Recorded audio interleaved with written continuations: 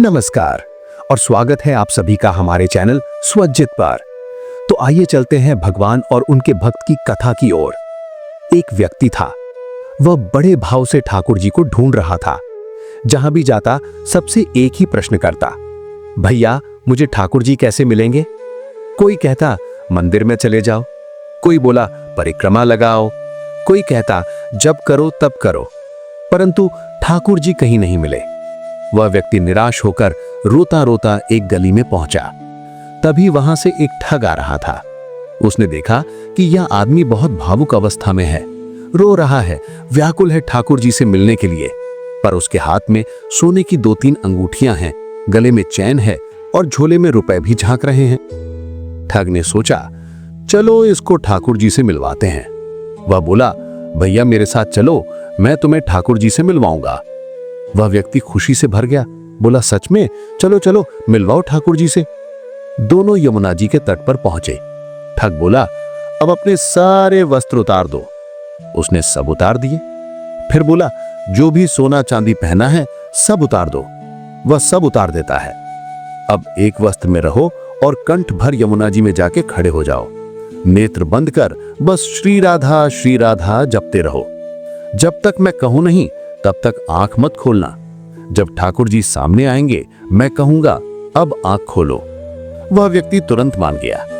कंठ भर जल में खड़ा होकर नेत्र बंद कर श्री राधा जप करने लगा। और ठग, वह उसके सारे कपड़े अंगूठियां झोला उठाकर भाग गया। वह भक्त वहीं यमुना जल में खड़ा शीत से कांपता हुआ पर भाव में लीन था। ना ठंड महसूस हो रही थी, ना भूख, ना प्यास, क्योंकि जिसे ठाकुर जी से मिलने की लगन लग जाती है उसे संसार की कोई पीड़ा छू नहीं सकती। उधर निकुंज वन में श्री किशोरी जी ठाकुर जी से बोली, श्याम सुंदर देखो ना, एक वैष्णव यमुना जी में ठंड में खड़ा होकर मुझे पुकार रहा है।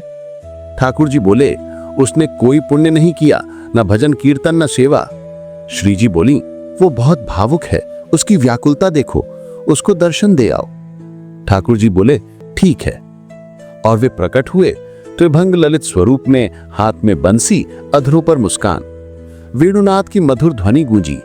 भक्त के कानों में वो ध्वनि पहुंची, अरे ये बंसी कौन बजा रहा है? ये चंदन की सुगंध कहां से आ रही है? ये अद्भुत प्रकाश मेरे मुख पर क्यों पड़ रहा है? ठाकुर जी बोले, जिससे मिलने की चाह में तुम यहां खड़े हो वो मैं ही हूं, चलो नेत्र खोलो। भक्त बोला, नहीं, मेरे गुरुजी साथ खड़े हैं, उन्होंने कहा था जब तक वे न कहें तब तक नेत्र ना खोलूं, उनसे कहिए तब खोलूं। ठाकुर जी बोले, ये गुरु नहीं ठग है।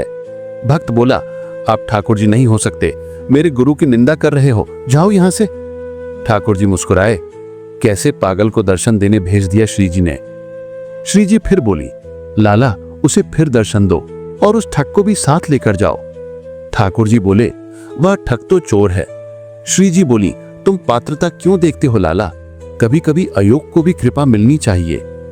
ठाकुर जी ने जाकर ठग को खोजा। वह वृंदावन की गलियों में था। ठाकुर जी प्रकट हुए। ठग चकित, अरे आप साक्षात नंदनंदन, मैं आपको छू लूं?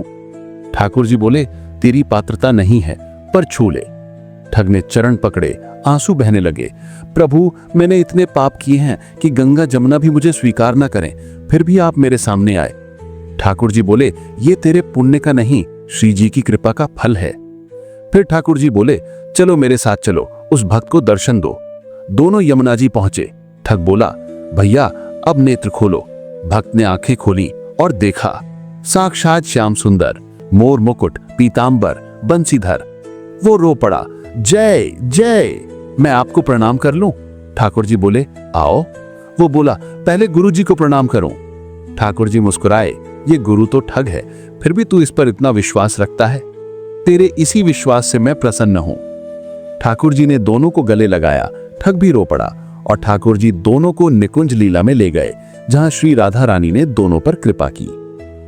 हर भगवान की कथा में छिपा होता है एक रहस्य, एक सीख और एक गहरा भाव। अगर आपको ये कहानी पसंद आई हो तो लाइक जरूर करें, कमेंट में अपनी भावना व्यक्त करें और सब्सक्राइब करना ना भूलें।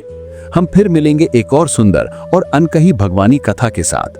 तब तक जुड़े रहिए हमारे साथ, जहां हर कथा भक्ति जगाती है और हर रहस्य दिल को छू जाता है। राधे राधे।